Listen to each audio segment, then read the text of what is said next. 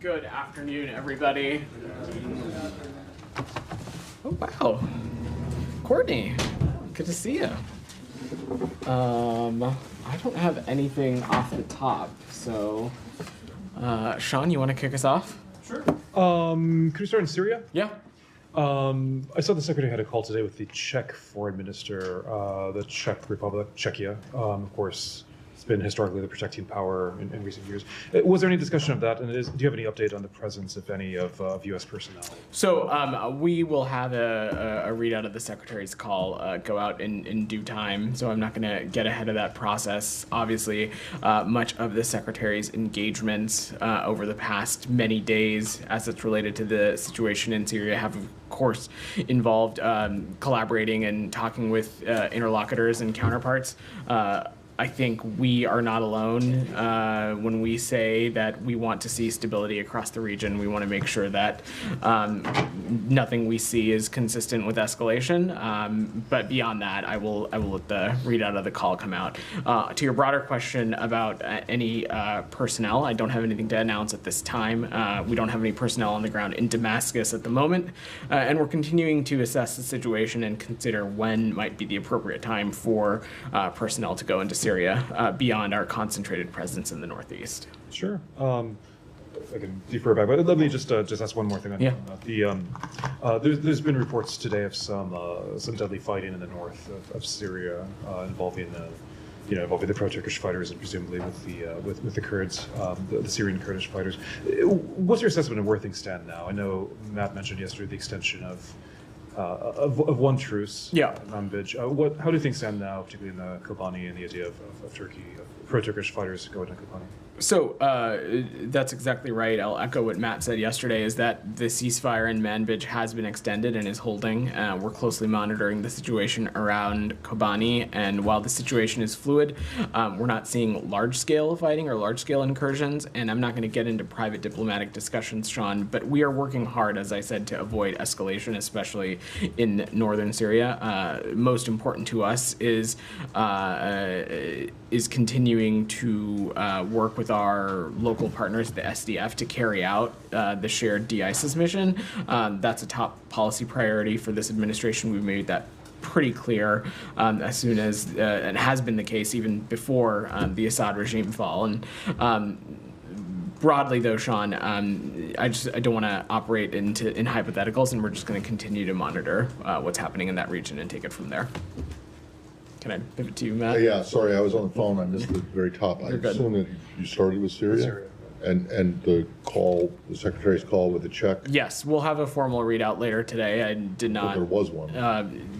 I will double check on that. But in answering Sean's question on the call, as I mentioned, talking about peace and stability across the region, and of course, making sure that there's nothing happen that we would view as escalatory has been a priority for us. It's been a priority for partners in the region, but I'm not going to get into more specifics of the call beyond that.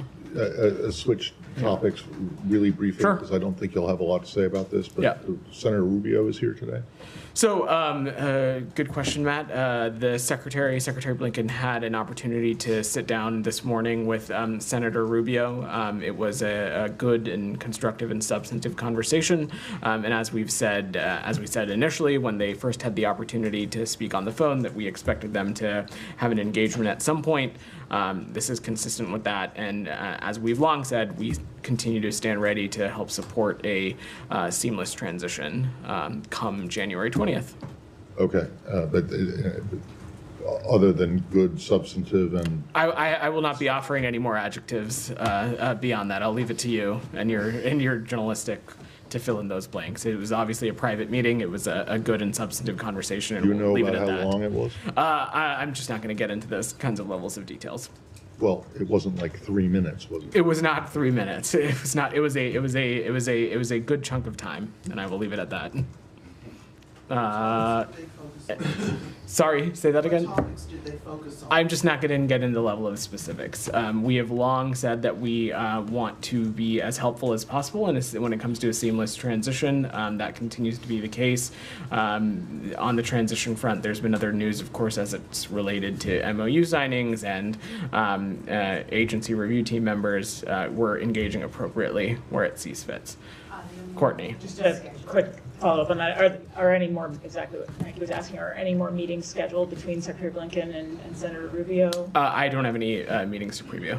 Can you say, Vinod, if it was at all policy focused or more just broad tax of transition? I'm just not going to get it. It was a private meeting, Jenny. I know the secretary had been looking forward and eager to having this meeting with Senator Rubio, and I will just let the Trump transition team speak to any further details as it relates to their planning, both for the State Department and other foreign policy priorities. Was it one-on-one or was it? It was a one-on-one meeting. Yes.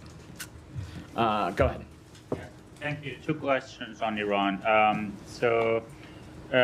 Iraqi officials are saying that the U.S. demanded Iraq to dismantle armed groups backed by Iran in their country, reserving the use of force to fulfill this demand if the Iraqi government does not act.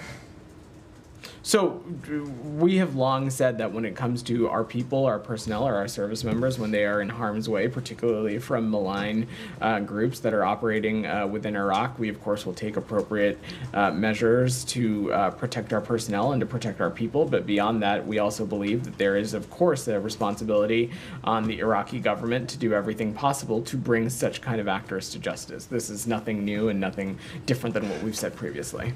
And the second one on the sanctions that was announced today. So my question is this, has this sanctions in general in the past 4 years levied by the Biden administration changed any of the behavior of the Islamic Republic, whether they were against the oil industry, UAVs, because we can see that with the UAV today, but Iran is sending missiles to Russia. So let me say two things. First, it's because of this administration's continued sanctions implementation that this department has made the assessment that the regime receives only a fraction of the market price for the oil it is able to sell. And as a result of U.S. sanctions, Iran's government has failed to meet its budget projections again this year, and the rial is the lowest it has ever been against the dollar. The other broad point that I would make is that our designation and our enforcement actions, as well as our interdiction efforts, all of these disrupt Iran's access to funds, goods, and services and technology, and its ability to perpetuate destabilization actions across the region. And we're going to continue to be steadfast in our efforts to expose and cut off Iran's ability to generate revenue. And this is an ongoing priority, not just for the United States, but for others as well, including allies and partners, as well as within the G7. Janie. Thank you, Vedant. Yeah. I have educations in Ukraine and North Korea and China. Ukrainian President Zelensky announced that 200 North Korean soldiers were killed and wounded in the battle. Kim Jong-un ordered the North Korean press not to report the deaths of North Korean soldiers. Can Kim Jong-un's actions of blocking the North Korean people's right to know be considered a human rights violation? Are you talking about human rights violations in the DPRK specifically, Jenny? Look, the human rights concerns as it's related to the DPRK, that has been a concern of ours as it relates to the DPRK state for some time now. It is one of the reasons why we continue to be incredibly concerned about what we view as closening of relationships between the DPRK and Russia. I wouldn't point any further than the most recent, what we spent some time talking about from this podium as it relates to DPRK soldiers in Ukraine. And this is something that is going to continue to be of great concern to the United States, but other allies and partners as well. On China, China's espionage activities are ongoing, including the establishment of Confucius Institute in U.S. universities, the operation of overseas undercover police stations, and the Hacking Training Institute. What measures is the United States taking, and are there any results? So I'm certainly not going to get into results, and I certainly wouldn't speak to something like this in specificity, but of course we're aware of these kinds of reports, and we're certainly aware of the lines of efforts that have been undertaken by the PRC to conduct what we would view as things that would be consistent with transnational repression as it relates to its own people overseas. And our view is that any country abroad should be obeying and obliging with the local law enforcement and local laws. But beyond that, I'm just not going to get into that specifically. Alex, go ahead. Thank you. A couple of topics. Can you speak to your thinking behind reimposing Nord Stream 2 sanctions today? The timing of it, and are those, some of them are ones that you have lifted, if I'm not mistaken? So, Alex, it's a little bit more technical than that. So today the department is imposing sanctions on a number of entities that had been previously sanctioned pursuant to the Protecting Europe's Energy Security Act. As amended for the involvement in the construction of the Nord Stream 2 pipeline, as well as several new owners of vessels previously blocked pursuant to PISA. So really, Alex, this is a redesignation, if you will. And the reason is that we continue to maintain our longstanding opposition to Nord Stream 2 as a Russian geopolitical project and an effort to revive it. We're going to continue to work and ensure that Russia is never able to weaponize its energy resources and its energy positioning for political gain again.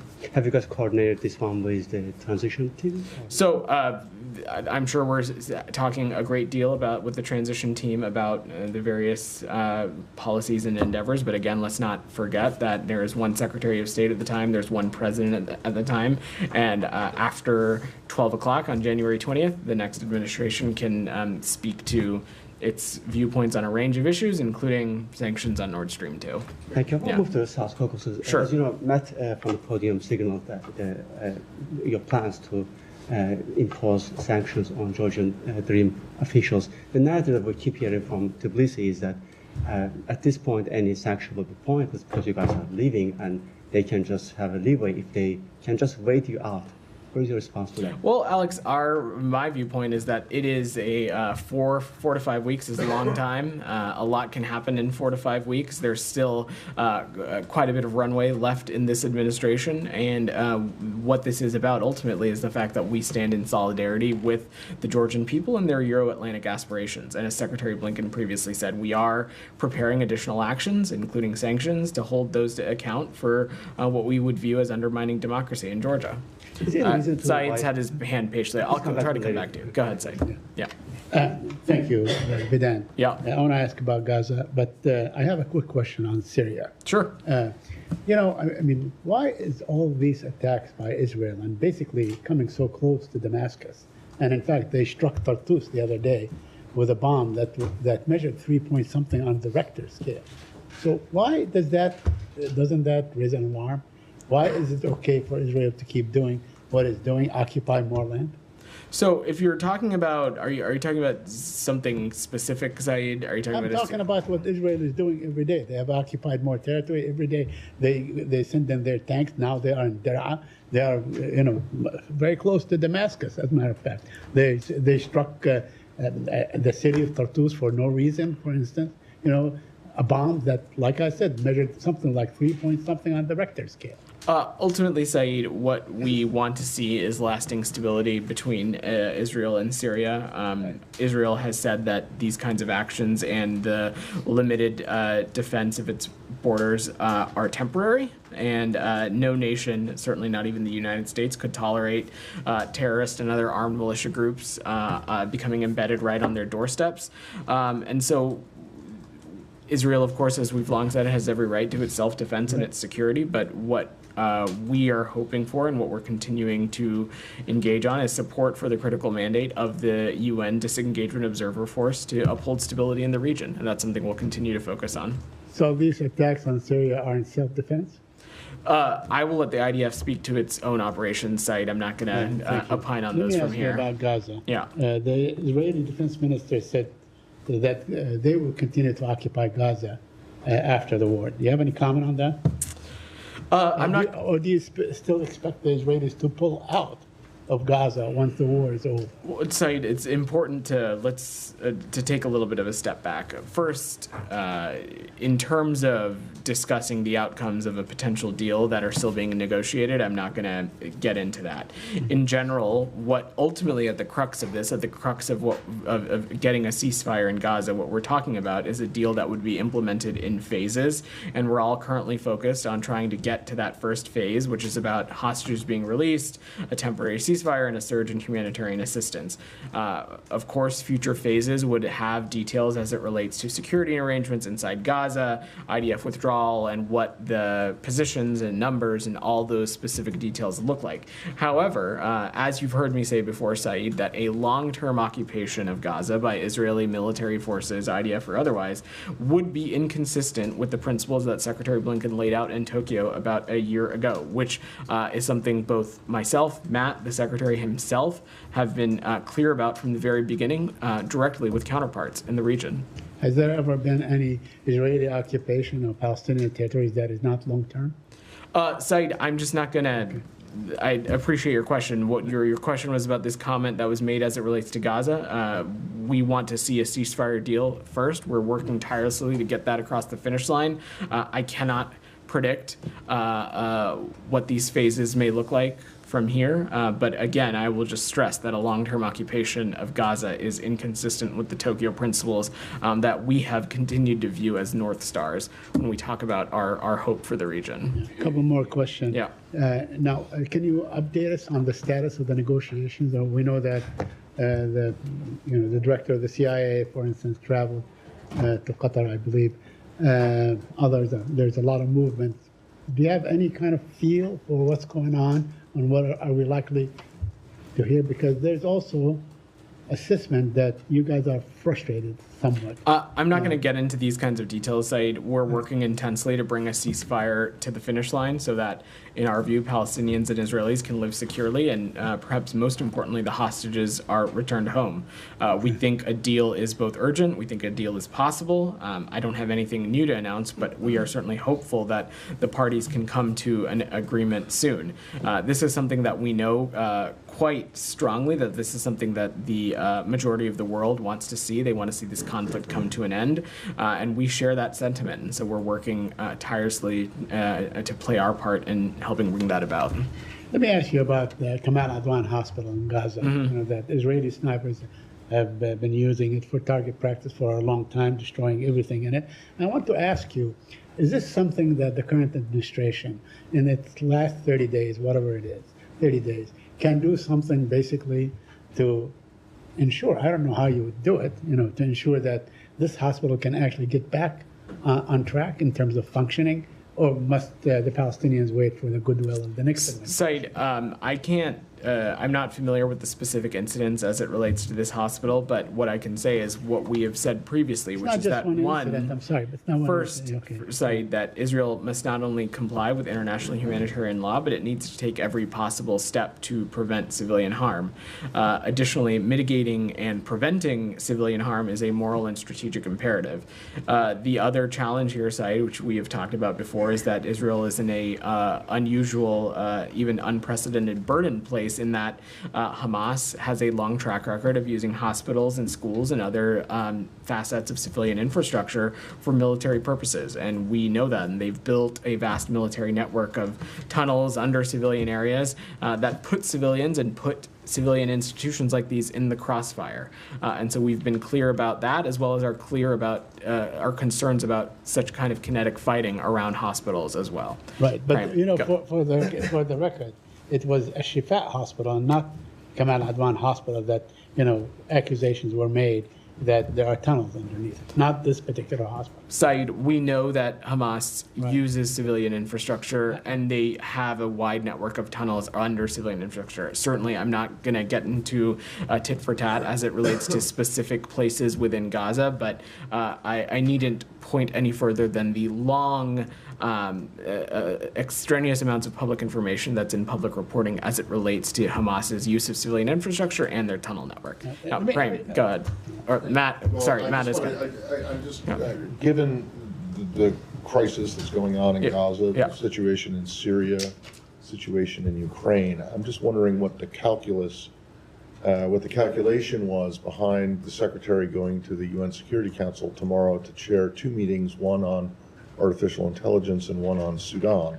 Not to suggest that that these topics are not worthy of discussion, but why not, in your last presidency, this administration's last presidency of the Council, bring up these pressing issues of Ukraine, and Syria, and Gaza, and Lebanon as well. Matt, first I would say that the Secretary just came back from travel to the region where he talked about these very serious and very pressing issues. But secondly, you're absolutely right. This is a visit to New York, a visit to the UN Security Council as part of our presidency of the Security Council in this month of December. And we felt that it was important to, of course, talk about these very pressing priorities, which I have no doubt will come up in conversations and sidebars with counterparts and colleagues up at the UN. But it was really imperative for us to use that time to talk about areas in which, one, we believe have been affirmative priorities for the United States, and particularly affirmative priorities for this department and for our mission in New York. One of those, of course, is the responsible use of artificial intelligence. This is something that the Secretary has prioritized a great deal over the course of his tenure as Secretary of State, was really instrumental in the effort in getting the UN vote on this responsible use for artificial intelligence. And then Sudan, Matt, you know better than anybody that we spend a lot of time talking about crises up here. We talk about a lot of time talking about very dire circumstances. Sudan, perhaps even in the list of Gaza and places like Ukraine and elsewhere, Sudan is facing one of the most dire humanitarian crises on the face of the planet.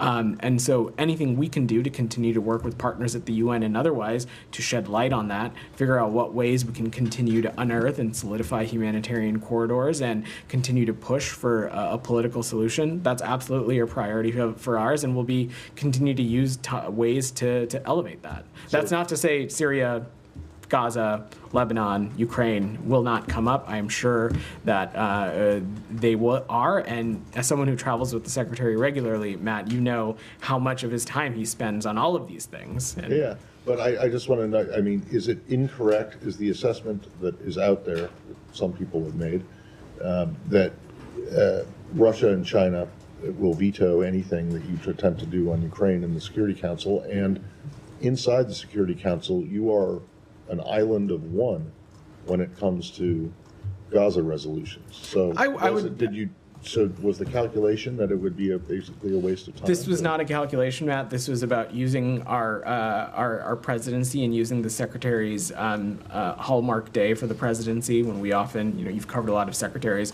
we often are able to commit 1 or 2 days to something like this, just given the other schedule constraints, wanting to utilize that time on what we view as affirmative priorities for the department and the Secretary.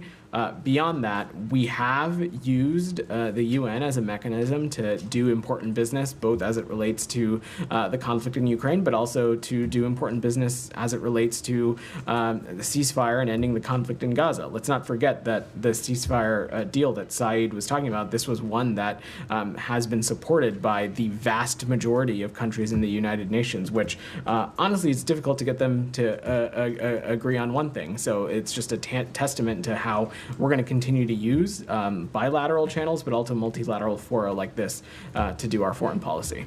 Right, go ahead. Thank you. Yeah. On Austin Tice, Prime Minister Netanyahu sent a letter to Austin Tice's mom saying that Israel is fully coordinated with the U.S. and that the IDF is not active where Austin is.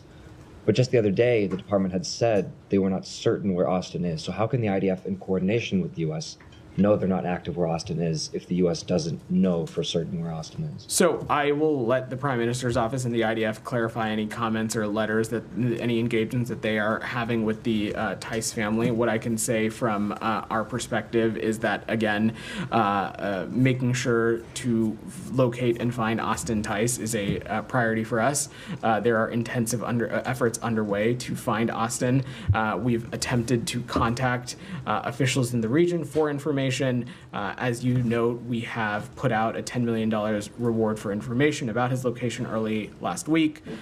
These kinds of lines of efforts are ongoing. I'm just not gonna, I don't have any perspective to offer on what engagements the family may or may not have had with the Prime Minister's office. But so you don't also know, for instance, which U.S. authorities Netanyahu's talking about that he's in coordination with Austin? You should reach out to the Prime Minister's office to clarify his comments. I'm not a spokesperson for him, which I know is sometimes frustrating for you all. Well, just citing because he mentioned U.S. authorities, that's all. Okay. Don't have any other perspective to offer. Okay, on Israel's strikes in Syria, as you just mentioned, a justification for this has been that Israel's doing this with the vacuum of power, the possible instability, that fears of potential terror threats.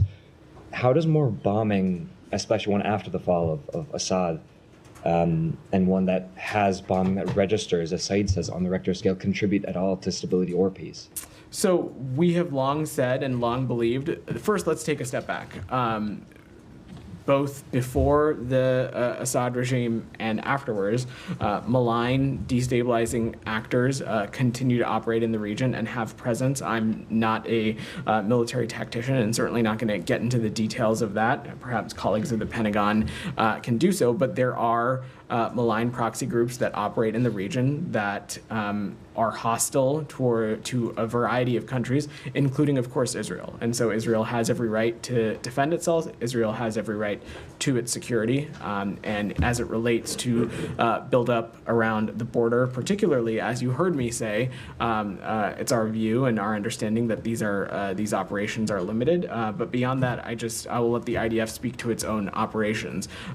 We are continuing to remain focused on doing everything we can to maintain stability across the region. We're in constant contact with relevant regional partners and others. We know that this is a shared priority for a number of us. And to clarify, in response to Said's question, he asked if this was an exercise of Israel defending itself, and you sort of deferred to that question. But here you said that Israel has the right to defend itself. It certainly has the right to defend itself broadly. I just don't have enough information as it relates to this particular incident to offer context on the operation, which again, not a spokesperson for the IDF, which I'm sure they'd be happy to answer your questions. Okay, and then you say that these attacks are temporary, and you refer to these groups. Do you know what Israel's strategic objective is with regards to these attacks? And I know that you've said you're not the spokesperson for them, but the U.S. is providing military aid to Israel, and so these questions do seem relevant. Again, I will leave it to Israel to speak to their military operations. Jenny, go ahead. Any updates on engagement with HTS? Has that been regular? When was the last time there was any U.S.? I don't have any updates on that, Jenny, beyond what Matt briefed earlier in this week, in that there have been engagements and communications, but I'm not in a place to get more specific beyond that. And at what has that been at the level of Jelani or lower? I'm just not going to get into that level of specificity. Sean, go ahead. Can I change topic? Yeah. A few things, perhaps briefly, Sure. perhaps not. The Chagos Islands in Mauritius. The new Prime Minister of Mauritius says that they're going to revisit the agreement with the UK on control, on sovereignty over the Chagos Islands. Of course, this affects the United States insofar as Diego Garcia, the military bases there. In the UK, Nigel Farage was saying that one factor here is U.S. disquiet. I presume he's meaning about the incoming administration and not the outgoing one. But do you have any comment on whether the U.S. is comfortable with the deal as it stands? Does it think it should go ahead rather than be renegotiated? So, Sean, that's a great question. Secretary Blinken addressed this, I think, in October, and he said that we welcome the historic agreement between Mauritius and the UK on the status of Chagos. We've strongly supported negotiations between the two countries over the past couple of years, and we're pleased to see that this come to fruition through a diplomatic effort, and I will let both Mauritius and the UK speak to any other comments about the process and the current status and how they're thinking about timelines. But as far as you're concerned, as far as the U.S. is concerned now, you're comfortable with the deal? We continue to be supportive of this, and we are again pleased about the diplomatic outcome. But on timelines, on implementation, on those kinds of specifics, I'd defer to the two parties to speak to it. Two separate ones. Yeah. Do you have any update on Vanuatu? I know you had the statement yesterday, but do you have any update on the embassy operations, on potential U.S. assistance? So we stand ready to provide support in coordination with Australia and New Zealand and other partners in the region. We're continuing to monitor the situation, including from our embassy in Port Moresby, where the ambassador is accredited to Vanuatu in residence. My understanding is that embassy operations continue to be operating from Port Moresby, but I'm happy to see if we have a specific update on operations or anything like that. The ambassador is set to travel to Vanuatu later this week as well. Is set from to travel Papua New Guinea to Vanuatu. Okay. Yes, correct. And just a final thing, completely different. Ghana, Yeah. the anti-LGBTQ law, the Supreme Court essentially paved the way for it. So awaiting the signature of the president, but of course they had an election and a new president's coming. Has the U.S. had any communication? Does it have any message in terms of whether it wants the president to? Presumably the U.S. opposes it, but has the U.S. been communicating on its position? So we've previously stated our concerns about this bill, and we remain in close contact with Ghanaian government officials and with the incoming administration of President-elect Mahama across a range of issues. We take note of the announced ruling dismissing the two challenges of legislation. And ultimately, Sean, our primary concern is the safety and well-being of vulnerable populations and individuals. Nobody should be targeted, threatened, harmed, or marginalized on who they are. Just to put a point, can you just say that the U.S. wants it to be stopped, this law? Oh, look, I'm not gonna. I don't have anything further to say beyond what I offered. Goyle, go ahead. Thank you, sir. Two questions, please. Last meeting between Secretary Blinken and India's Foreign Minister, Mr. Jaishankar, took place in end of November in Italy at the G7. So what was the basic discussions between the two leaders, the future of U.S.-India relations from this building, and also if they had discussion as far as visas, backlogs are concerned, and situation in Bangladesh as far as atrocities against the Hindus there? So we have, of course, a wide range of issues, and we have a close partnership with our counterparts in India. Of course, a range of those are security issues, trade issues, of course, consular issues as well, including visas. We read out that meeting with External Affairs Minister Jaishankar. I don't have any other details to offer beyond just saying that over the course of our time in the Biden administration, India has been a key partner in the Indo-Pacific on a number of shared issues, and we continue to look forward to working with them in our time in this administration. And second one, sir, why I brought this Bangladesh issue, because thousands and thousands of Hindus are demonstrating around the U.S. and also in Washington, D.C. recently last week, and in India and also in Bangladesh. Atrocities have been committed against the Hindus in Bangladesh. Even Bangladeshis came from all over the U.S. in Washington to demonstrate, and asking the State Department, Secretary Blinken, of course, he's very famous in India, that to intervene. At the same time, they are calling now that it's not that atrocities against the Hindus, but also against minorities, and they are calling on the International Criminal Court, ICC, or the United Nations, and of course U.S. to intervene and bring those to justice, including the interim Prime Minister Mohammed Yunus, against those. What is happening? What message the Secretary have for those who are really relying on the United States? So this is an area of course, vital importance to us. Anywhere around the country, we want to make sure first that protests are taking place peacefully, that the basic human rights and human dignities of all people are being respected, and that is something that we will continue to stress with counterparts and partners around the world, including in the case of Bangladesh, of course, the interim government as well. In the back, go ahead. Thank you, sir. Thank you. In the brown jacket, yeah. Yeah. You. Excuse me. Today in Egypt, Dr. Yahya Al-Qazzaz, who was arrested for criticizing Mr. Abdel Fattah al-Sisi, passed away in their custody. And many organizations, international human rights organizations, they stated that the political arresting is still going in Egypt. And we saw that Department of State this year assisted like that, like Egyptian regime has made progress in human rights, while these unfair trials, political prisoners like dying in custody for various reasons, according to these organizations. Why you made this change in the assessment and you said for public that Egyptian regime, like a few months ago, like a couple months ago or 3 months ago, you said that Egyptian regime made a good progress in human rights, while it seems it's not yet. Is it because of like a political reason? Because it's not seems like this like assessment has it changed for objective reasons.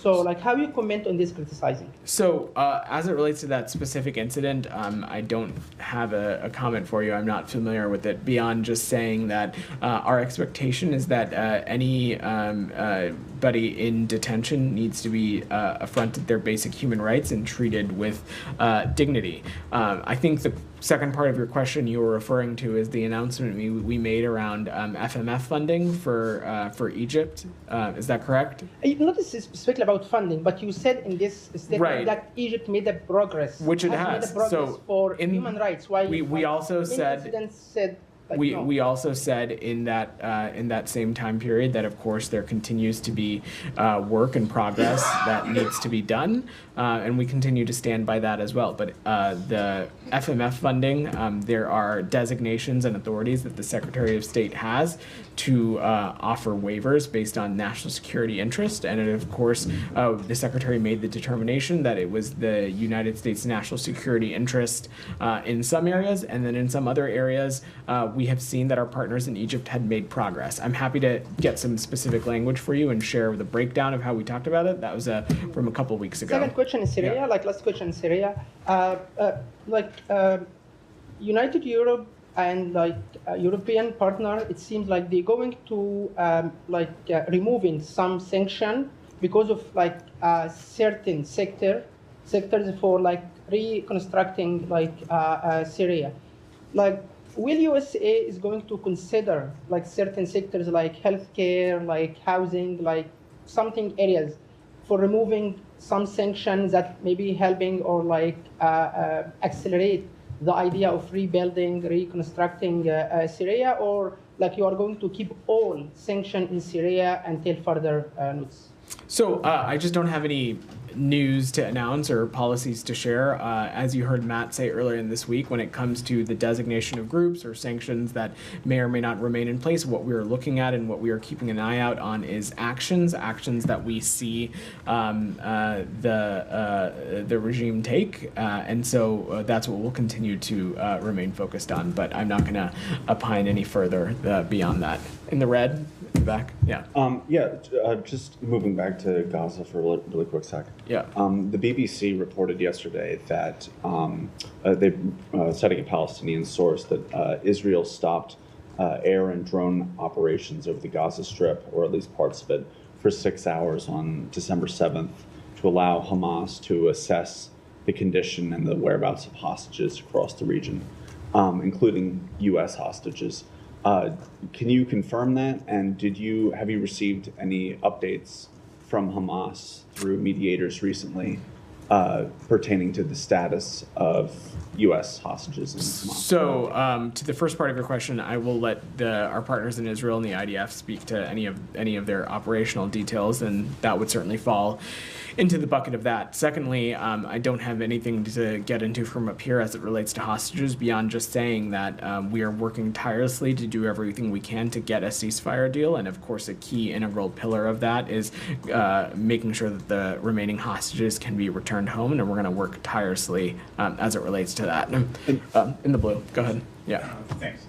So Bangladesh government has announced it will go for elections probably end of 2025 or early 2026. Yep. What's the U.S. position on that? So we welcome steps that have been taken by this interim government of Bangladesh to prepare for elections that ultimately will allow the Bangladeshi people to choose their own government representatives. This is something that we're going to continue to monitor regarding the timing, and of course we're going to encourage the respect of the rule of law over the course of this whole process, as well as the respect for democratic principles should a transition come to fruition. And as we would throughout the world, we would advocate for free and fair elections conducted in a peaceful manner. Thanks. A follow-up question. Yeah, go ahead. So the New York Times has published a finding of an inquiry commission in Bangladesh that was investigating the issues of enforced disappearances. The commission report is finding involvement of a former prime minister. The U.S. previously imposed sanctions on the people involved in enforced disappearances. Do you have a comment on that? So we have been deeply troubled by the reports that hundreds of Bangladeshis were forcibly disappeared over the past 2 decades. Enforced disappearance is an egregious human rights violation that inflicts the trauma of indeterminate detention or disappearance on its victims. It also inflicts the trauma of uncertainty on the families. We welcome efforts by the interim government to investigate these crimes and encourage fair and transparent processes to provide justice for the victims and their family members. All right, thanks everybody.